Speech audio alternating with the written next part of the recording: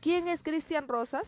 Ya lo he mencionado, es el fundador de Con mis hijos no te metas, pero aparte también, él hizo una campaña. Él se hizo conocido porque hace algunos años, no es reciente, la ideología de género ahorita, en la actualidad, recién estamos conociendo un poco sobre qué es ideología de género, pero sin embargo, Cristian Rosas con este movimiento hizo conocida este movimiento a favor de los padres, a favor de los niños y se empezaron a plantear marchas multitudinarias para que decirles al Estado, con mis hijos no te metas, porque tenemos a personas que también van a defender sus derechos, van a defender su integridad, van a defender su educación, van a defender que sí, tenemos derecho a la vida, tenemos derecho a un vestido, tenemos derecho a una educación, pero siempre cuando esto no vaya en contra de la dignidad humana, que es un derecho también fundamental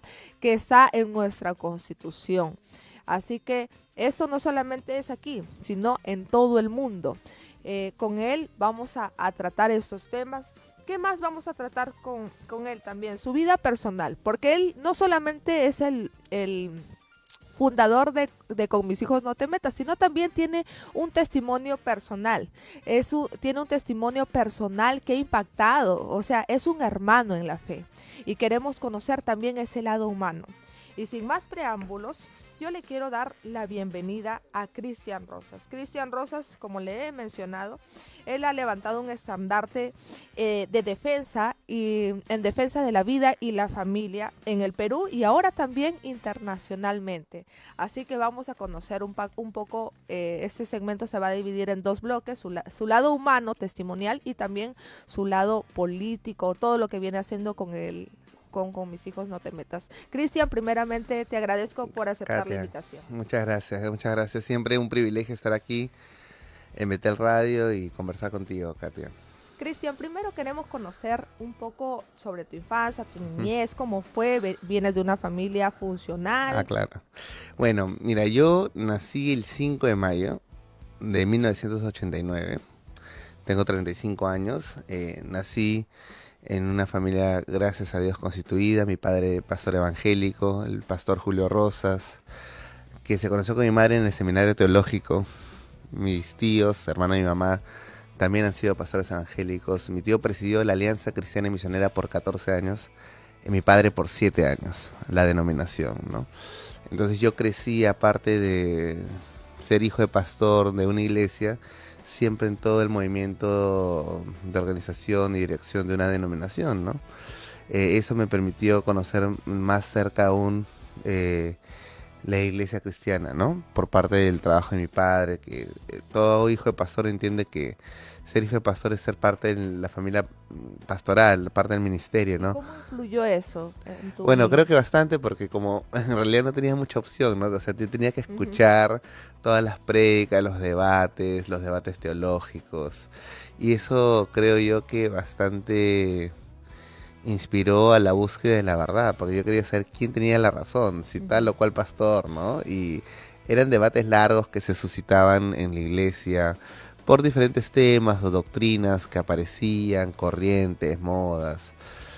Y bueno, aprendí a servir, ¿no? Porque el pastor con la familia sirve, era mil oficios, tenía que ayudar en la iglesia, poner las sillas, recoger el cable, tocar la batería, la música, lo de la pandereta, lo que fuera necesario, ser parte de las actividades. Fue una experiencia maravillosa realmente crecer.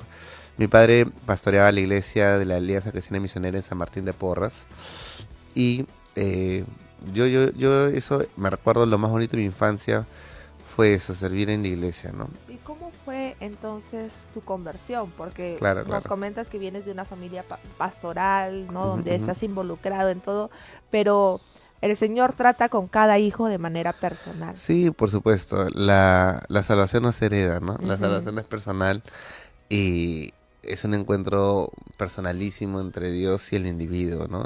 Sea hombre, sea la mujer. Y bueno, yo al crecer tomé una decisión consciente, ¿no? Y me bauticé ya cuando tuve unos 14, 15 años, o sea, me demoré un poquito, ¿no? No porque dudaba de la fe, sino porque quería tomarlo con conciencia. Y después de eso ya queda la parte teórica, ¿no? Después viene la parte práctica, que es lo más difícil. Y ahí en la parte práctica yo creo que pude entender ese favor de Dios, esa gracia que Dios maravillosamente había puesto sobre nuestra familia y sobre mi vida, porque cuando acabé la secundaria, y comento esto porque creo que fue un encuentro que afirmó mucho mi fe en mi vida. eh, Terminé la secundaria, estudié en un colegio americano en el Perú, americano cristiano, que se llama LISOFT, Lima International School of Tomorrow, ¿no? Estaba en La Molina. Y yo vivía en San Isidro, entonces era curioso porque iba a la iglesia con mis padres, servía en San Martín de Porras, iba al colegio en La Molina y después vivía en San Isidro. Estaba de extremo a extremo en la capital. Sabías la realidad Sabía de la tu país. realidad, claro, y de ambos extremos, ¿no?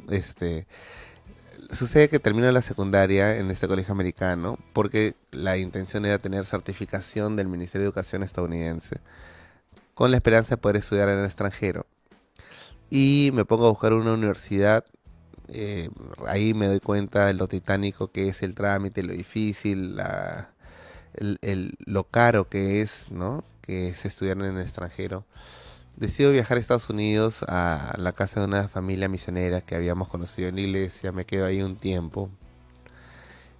Y de pronto, antes de regresar al Perú, unos 4 días antes, acompaño a mi amigo a conocer la universidad que lo había admitido a él, Liberty University, que es la universidad cristiana más grande del mundo, que se encuentra en Virginia, en Lynchburg. Una universidad muy conocida porque fue la universidad que lanzó la campaña de Donald Trump la primera vez que fue electo, y también fue la universidad que lanzó la campaña para Ronald Reagan cuando fue presidente, ¿no?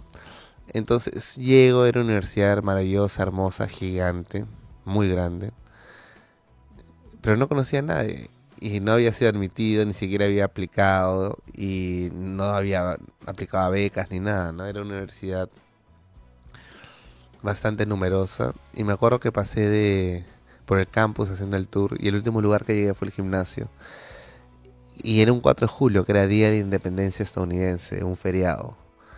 Le pedí a la señorita que nos hizo el tour si me podía dejar espacio para conocer un poco de tiempo las canchas de básquetbol indoors, que era Ujú. techado, y el gimnasio. Ah, ya, me dijo, anda. Pero yo fui con la intención de buscar a Dios en la intimidad, es decir, en la privacidad, ¿no?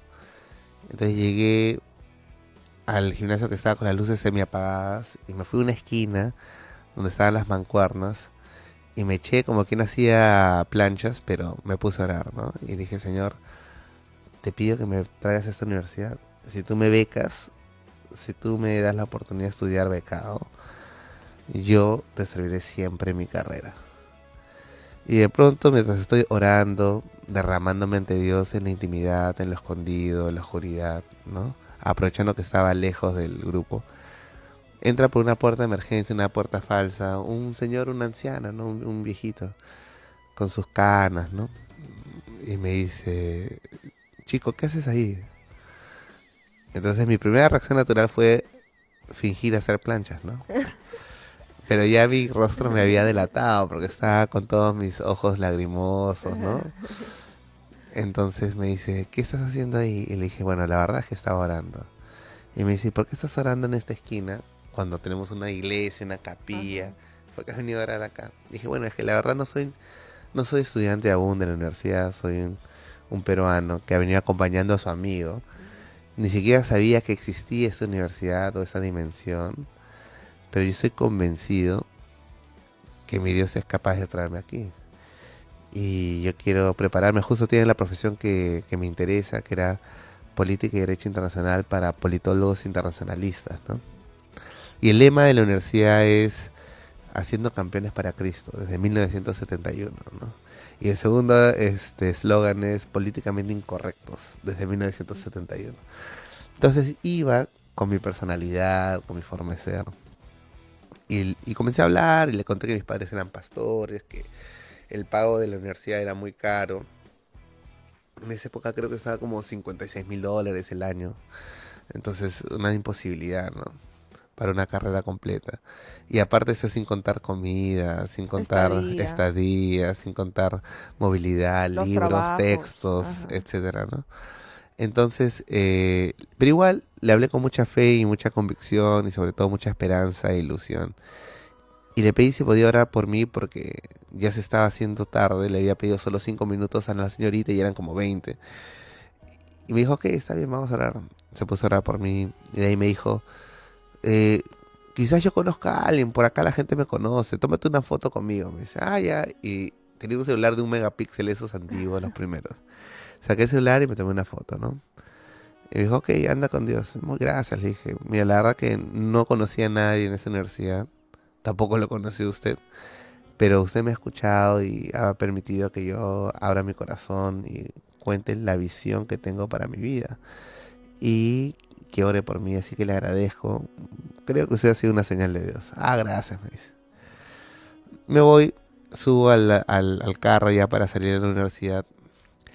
Y cuando estoy saliendo, en la garita de control, bajan la garita y me dicen, esperen un momento, sí. La señorita del tour tiene un mensaje y viene corriendo la señorita que nos había acompañado. Y llega al carro y dice, aquí está un chico llamado Cristian Rosas. Y dije, sí, sí, soy yo. Y todo el mundo me volteó a ver qué está pasando porque realmente ni siquiera habían ido por mí. Y dije, mira, ¿tú has hablado en el gimnasio con un señor? Sí, le dije. ¿Tú sabes quién es él? No, le dije, ¿quién es? Él es el fundador y el dueño único de la universidad. ¿Qué? Le dije. Y él ha escuchado tu oración y quiere decirte que te ha dado una beca completa, 100% pagada. Y quiere el número del embajador de Estados Unidos en Perú para llamarle para que agilicen el proceso de cambio de visa de turista a estudiante. Y a las 3 semanas, así empecé la universidad. Wow. Entonces, para mí eso fue uno de los sucesos y eventos que más marcaron mi vida de fe. Porque en ese momento yo pude entender que el favor y el respaldo de Dios se había confirmado en mi vida. Y pude entender que era Dios quien estaba detrás de mi preparación en esta área política. Wow. Por eso decidí consagrar mi profesión, Ujú. que es politólogo, al servicio del reino.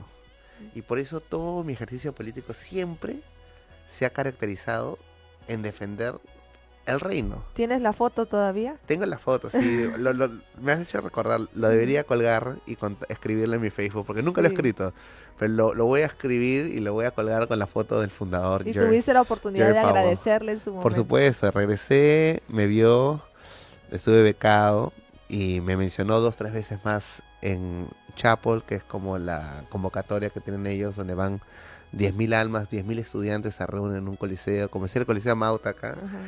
Ahí se tenía capilla lunes, miércoles y viernes. Y en 2 ocasiones me mencionó, dijo, mira, estoy muy feliz de tener a este joven, Cristian Rosas, que es de Perú, y que me dijo que quería cambiar el mundo entero para Cristo. Y yo le creo, dice.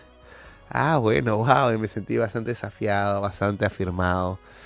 Y bueno, consideré que el área política en la cual me había preparado durante todos estos años iba a ser una ofrenda de vuelta al reino, en gratitud a la formación que había recibido toda mi vida. Y creo que ese fue el episodio que afirmó mi fe, y desde ahí decidí casarme más que con partidos o personajes, sino con la representación en lo mayor auténtico que pueda y en la mayor de mis capacidades de lo que considero que es la voluntad de Dios y su reino y su justicia y su verdad, y acercarlo a la tierra. Qué importante lo que acabas de mencionar, porque podemos tener la convicción no solamente de creer que Dios existe y que en algún momento cuando estemos muertos lo vamos a ver, sino que aún estando vivos el Señor sigue reinando y que responde oraciones para sus hijos. ¿No? Claro, a todos no les va a hacer Papá Noel de peticiones, pero el Señor todo lo que hace, todo nos va a dar lo que necesitamos a cada uno. Y Cristian, en base a estas convicciones que tienes, ¿cómo empiezas a involucrarte en la defensa, en los preceptos que otros discrepan, como la vida, la familia, la patria? ¿Cómo empiezas con esta lucha? Mira, a raíz de esa situación, que fue un milagro para mí, yo sabía que tenía un pendiente, ¿no? Como aquel que ora y le dice, Señor, si tú me sanas del cáncer, ¿no? Te serviré, o sea, era evidente que era un milagro, pues, ¿no? Ujú. Entonces yo entendía que me tocaba responder. Entonces acabé la universidad, trabajé un tiempo para Peace Corps como analista, Y ahí nomás a mi padre lo invitan a postular al Al Congreso, Congreso. después de 33 años de pastor. Y mi madre en el ministerio, y mi tío en el ministerio, y mis abuelos en el ministerio. O sea, yo era la cuarta generación evangélico, ¿no? O sea, mis abuelos han sufrido la persecución legal de los gobiernos peruanos en esa época, porque no había la libertad religiosa que hoy se goza, ¿no? Y Ujú. de pronto se lanza a la política, lo cual era algo sui generis en su momento, ¿no? Un pastor evangélico en política. Pero obviamente él sale del ministerio y entra a otro ministerio. Entra, porque el ministerio es un servicio, ¿no? Y Ujú. todos estamos llamados a servir. Por eso se habla de la diversidad de ministerios, ¿no? Y los dones para servir. Se lanza a la política y me pide que lo apoye en su campaña. Entonces, ¿cómo no le iba a apoyar a su campaña a mi padre? Si él me había formado y le tenía gratitud, regresé al Perú a apoyar la campaña e ingresó al Congreso. Y una vez que ingresó en el Congreso, pues tomó un buen tiempo para adaptar el chip de una mente pastoral a una mente congresista, ¿no? Ujú. Pero siempre mantuvo mi padre esa característica, ese aplomo, esa identidad bastante clara de quién era y para qué estaba ahí presente. Y empezaron los desafíos, ¿no? Perdón, empezaron los proyectos para legalizar el aborto, para promover la unión civil, para hablar del matrimonio homosexual.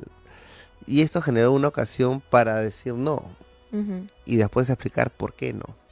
Entonces entendí que parte de mi carrera justo me había preparado en responder estas batallas. O sea, es curioso porque las batallas que hoy estamos luchando y hemos venido luchando con Mis Hijos No Te Ujú. Metas y otros colectivos como CONAFAM, que fue el primero que creamos en Perú. Todas estas luchas los había estudiado yo en el año 2005, 2006. O sea, que esto se va a venir, ¿no? Ujú. Pensando en Estados Unidos, pero nunca imaginé que iba a volver a mi país a Ujú. defenderlos desde el Perú. Entonces, hubo una ocasión cuando mi padre fue congresista, él fue reelecto y en el segundo periodo él hizo un evento con un psicólogo mexicano y donde mencionaba que era posible dejar de ser homosexual, que la homosexualidad no era algo fijo, que no se podía cambiar, que si uno quería podía dejar de serlo. Cuando este mexicano dice esto en el Congreso, le imputan a mi padre el delito de discriminación por identidad de género y tratan de imponer una ley prohibiendo las terapias de conversión, lo cual obviamente son leyes injustas que no tienen base ni fundamento, pero era una realidad en nuestro país. Y a raíz de este desafío concreto, porque pedían su suspensión y su desafuero al Congreso por defender esta materia, que el homosexual puede dejar de serlo si así lo considera, es que creamos el colectivo Con Mis Hijos No Te Metas. O sea, a raíz de ese Ujú. incidente, los pastores se juntan a invitación de mi padre, porque la pregunta es si puedes desaforar a un congresista, denunciarlo y meter preso, cuánto más fácil a un pastor, ¿no? Ujú. ¿Qué diferencia hay entre lo que dijo el congresista que lo que dice un pastor en el púlpito, ¿no? Entonces, y se hizo fuerza, se hizo una reunión en la Alianza Cristiana y Misionera, se firmó una declaración, la Declaración de Lima, que representaba una renovación de compromiso individual y personal para seguir defendiendo aquellas verdades como la defensa de la vida, la familia, la dignidad, la libertad religiosa. Y dijimos, ahora tenemos que decir claramente, con mis hijos no te metas. Porque aparte de esta denuncia, aparte de esta imputación de discriminación por identidad de género, estaba también, ya en el currículo escolar, habían insertado la educación sexual integral, que es un camuflaje para introducir la ideología de género. Entonces se dio la ocasión y nos reunimos. Me acuerdo que estaba leyendo en esa época un libro de historia política sobre la importancia del marketing político y entendí que era necesario crear una bandera para rivalizar la bandera LGTBI. Entonces se me ocurrieron los Ujú. colores hombre y mujer, celeste y rosado, Ujú. ¿no? Y así se creó después. Inicialmente dije, no te metas con mis hijos, porque había sido una exclamación que habían dicho en una marcha que se hizo en Colombia con Ángela Hernández. Ujú. Pero acá se consultó y pidieron que fuera al revés, más bien, con mis hijos no te metas, pero no como un eslogan, sino como un nombre. Ujú. Y así se crea con mis hijos no te metas y los colores de la bandera, ¿no? En Perú. Entonces el Perú lo que hace es materializa este movimiento, este sentimiento, esta disconformidad y lo vuelve en un movimiento social, con una bandera, con una identidad. Entonces el colectivo Con mis hijos no te metas nace para erradicar la ideología de género del Perú, del continente y del mundo. Siempre ¿Cómo, fue así nuestro lema. cómo Ujú, es entonces, Cristian? Porque con mis hijos no te metas ha hecho marchas multitudinarias que han ujú. llenado gran población de las calles de Lima. ¿Cómo es entonces que es importante que una persona sea cristiana, pueda participar activamente en estas marchas? Sí, por supuesto que sí, porque mira, creo yo que, así como dice el pasaje bíblico, sea que comáis o bebéis, o sea lo que sea que hagáis, hacedlo todo como para el Señor. Eso también incluye el voto, ¿no? El voto de un cristiano y su participación cívica y ciudadana. El cuerpo de Cristo somos nosotros, somos sus pies para marchar, somos sus manos para escribir, para votar, somos sus ojos para ver, somos su boca para hablar. Y creo yo que los grandes desafíos que terrenalmente se presentan en varias ocasiones, donde se busca legalizar lo malo y penalizar lo bueno, perseguir al que hace lo correcto y premiar al que hace lo malo, son ocasiones donde la iglesia finalmente puede cumplir su función corporativa. Y esto no solamente de una forma colectiva, sino también a través de los diferentes miembros que componen el cuerpo. Es decir, cuando el Señor usó para salvar a su pueblo en Egipto, y en particular a Moisés, echó mano de unas parteras hebreas, Cifra y Fua. Y estas parteras hebreas, que eran médicos, no le hicieron caso al faraón. Ujú. Y por no hacerle caso al faraón y hacer lo correcto es que nació Moisés. Después el Señor ha usado de consejeros políticos como Daniel, que asesoró a cuatro reyes, ¿no? Y era asesor de reyes que eran bastante disputados y odiados en su momento, ¿no? Y el Señor lo usó. Usó a Shadrach, Mesach y Abednego, usó a José, usó a David, usó a Salomón. Entonces, ¿quién es el hombre para decir que Dios no puede usar en ciertas áreas? Dios usó hasta Rahab para Ujú. salvar a los espías, ¿no? Entonces, la obra del Señor, como está escrito claramente en la palabra que dice que la ira de Dios se ha consumado con el sacrificio de su Hijo y hoy quiere reconciliar todas las cosas del cielo y todas las cosas de la tierra. Y habla de la preeminencia de Cristo, sean potestades, tronos, coronas, reyes. Todo fue creado por Él y por medio de Él y para Él, ¿no? Ujú. Y creo que en esa misión de la reconciliación es donde el cristiano se encuentra. Entonces, cuando alguien dice, la vida no es digna, podemos asesinar a un bebé a los 6 meses, ¿quién entonces está moralmente exigido a pronunciarse? Aquellos que son portadores de la verdad, Ujú.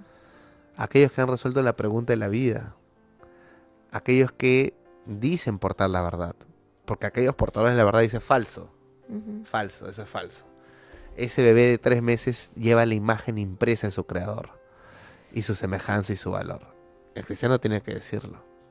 Y el cristiano debería, o todos, o una parte, Ujú. involucrarse en política. ¿Está bien visto Buena, esto? buena pregunta. No todos tenemos los mismos dones y Ujú. llamados, ¿no?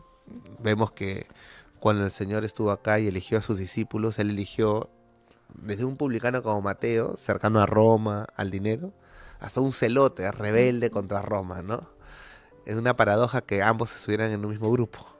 Es como tener a Vladimir Serrón, pues, y a, no sé, y a Porky en un mismo grupo de discípulos, ¿no? Ambos con Ujú. dos visiones diferentes, ¿no?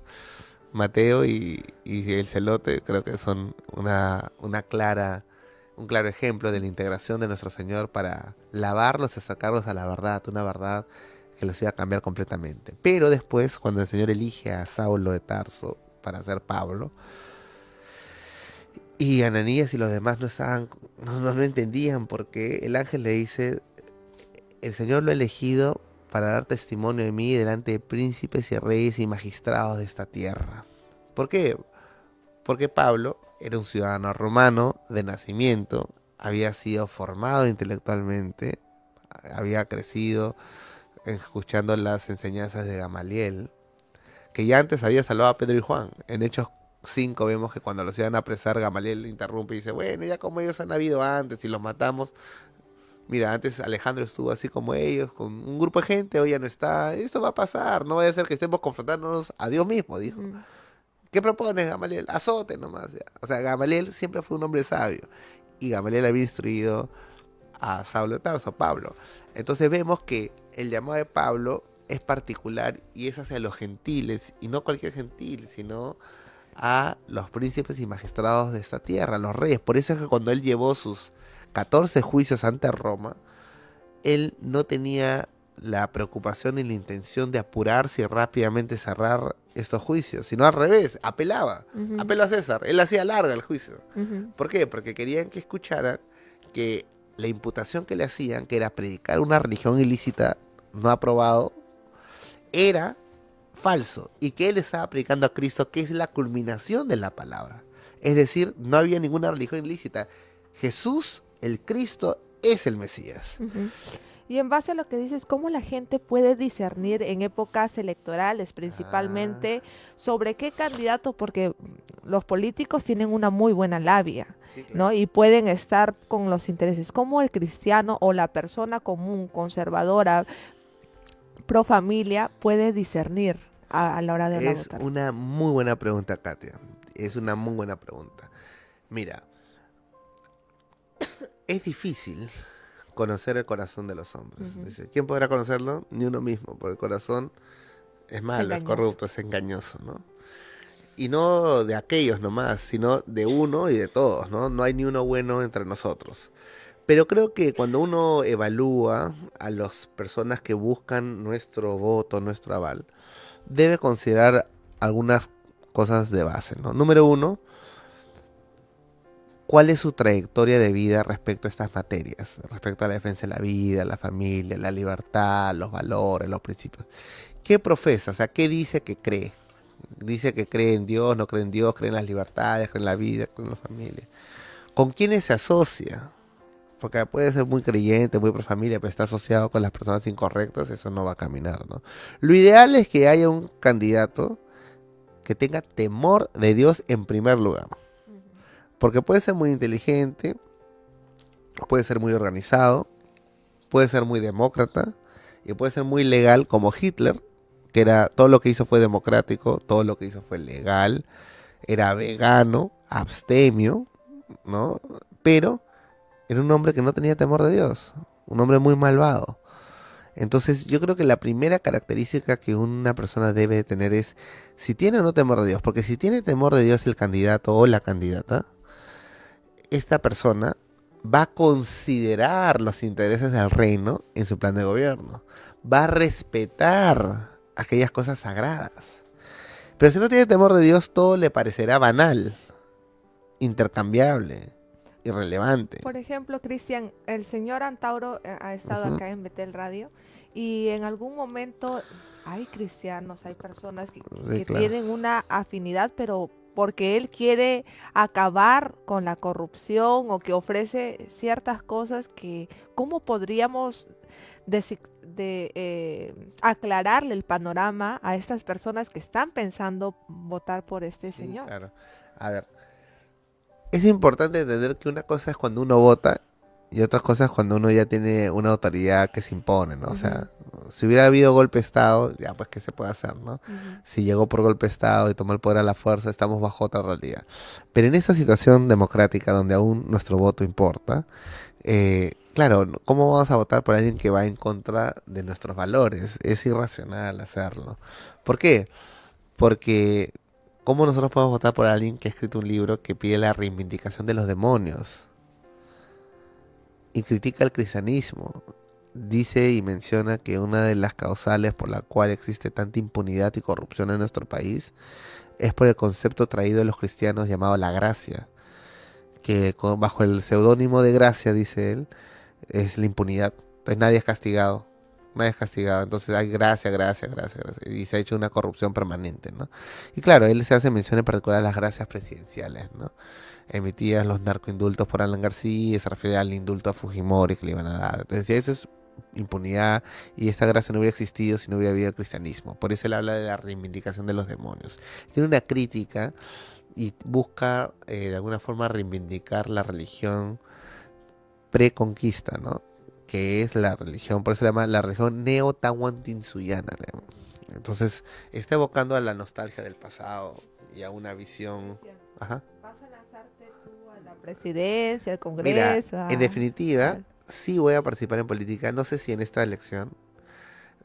Lo más probable es que sea más adelante, pero en Ujú, definitiva, porque nadie se prepara para no lanzarse, ¿no? O sea, ujú, si mi claro. profesión es politólogo, mi maestría también, mi desarrollo, mi ejercicio público ha sido en la política.